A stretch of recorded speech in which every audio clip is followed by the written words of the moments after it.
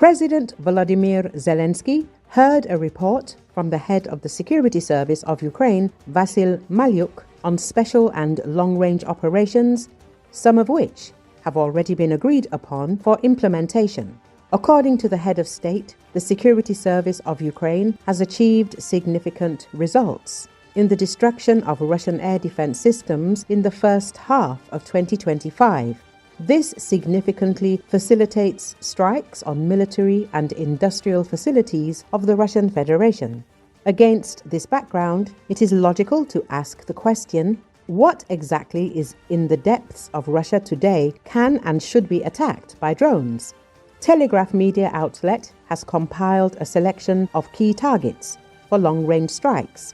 One of the important targets for strikes deep into Russian territory remains the Shaikovka military airfield in the Kaluga region.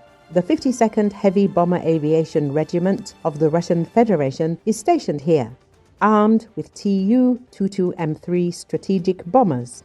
Another attractive target for long-range strikes is the Kubinka airbase in the Moscow region, just 5 kilometers northwest of the city of the same name and at a critically short distance from the Russian capital. This is one of the elite bases of the Russian Aerospace Forces, where the best squadrons are usually deployed, in particular the Su-27 and MiG-29 aircraft. The Primorsko-Akhtarsk military airfield, located in the northeast of the city of the same name in the Krasnodar region, is another key target for Ukrainian long-range drones. The 960th Assault Aviation Regiment of the 4th Army of the Russian Air Force and Air Defense Forces, armed with Su-25 aircraft, is based here. Another important target that has already been hit by Ukrainian drones is the strategic airfield Olenia in the Murmansk region. It is located near the city of Olenegorsk, 92 kilometers from Murmansk, and is one of the key bases of Russia's strategic aviation. Previously, this base belonged to the Navy, but today it is used to house long-range aviation, in particular Tu-95MS bombers. The priority target for the strikes is the Kupol plant in Izhevsk, which is part of the Almaz-Antey concern, one of the main pillars of the Russian military-industrial complex.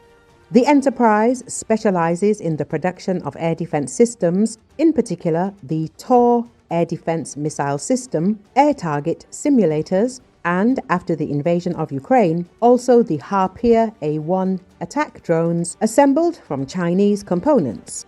Another strategic facility that regularly comes under attack is the Novoshakhtinsk oil refinery in the Rostov region, the closest refinery to the Ukrainian border, located just 7 kilometers from the occupied part of the Donetsk region.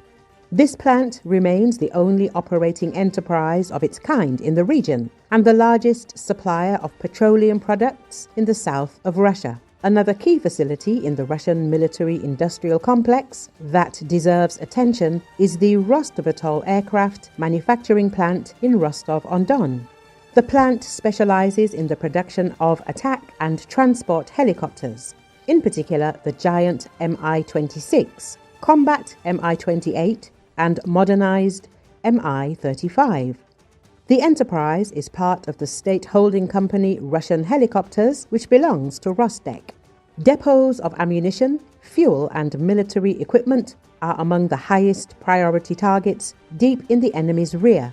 Their destruction significantly weakens the army's capabilities, disrupts logistics, and reduces the intensity of shelling. Despite attempts to place arsenals deep in occupied or border territories, Ukrainian drones and intelligence regularly detect such objects.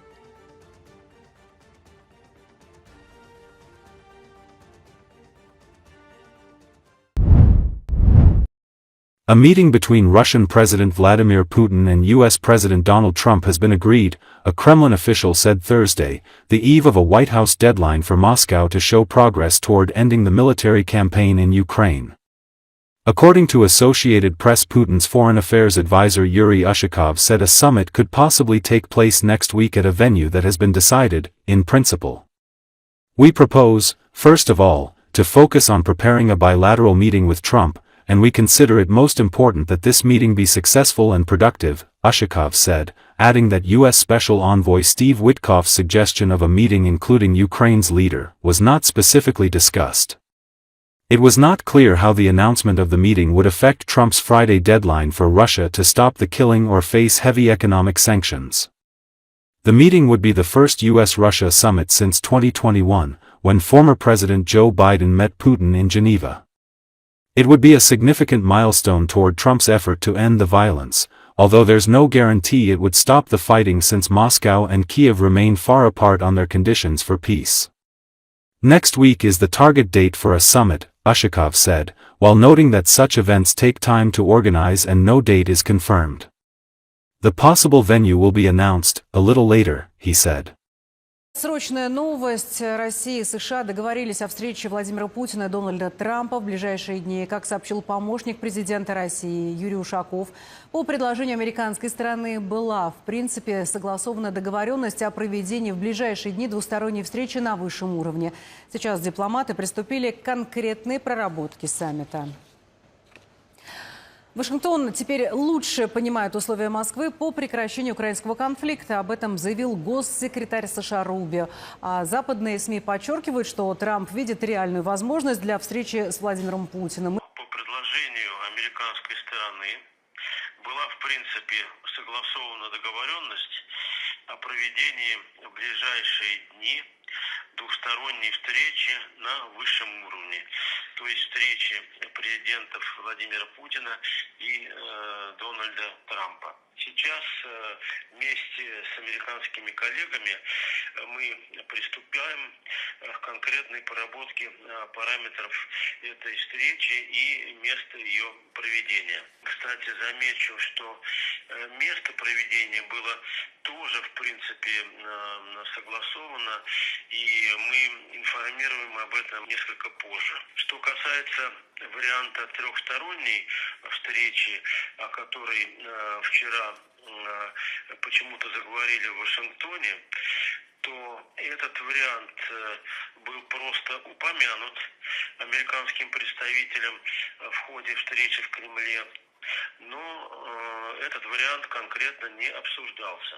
Российская сторона этот вариант оставила совсем полностью без комментариев. Мы предлагаем прежде всего сконцентрировать внимание на подготовке двусторонней встречи с Трампом и считаем главным, чтобы эта встреча была успешной и результативной.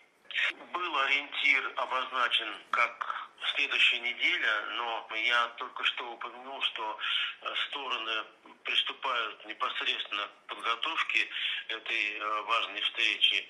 И сколько подготовка займет дней, пока сказать трудно. Но еще раз повторю, вариант проведения встречи в течение следующей недели рассматривался, и мы к этому варианту относимся вполне положительно.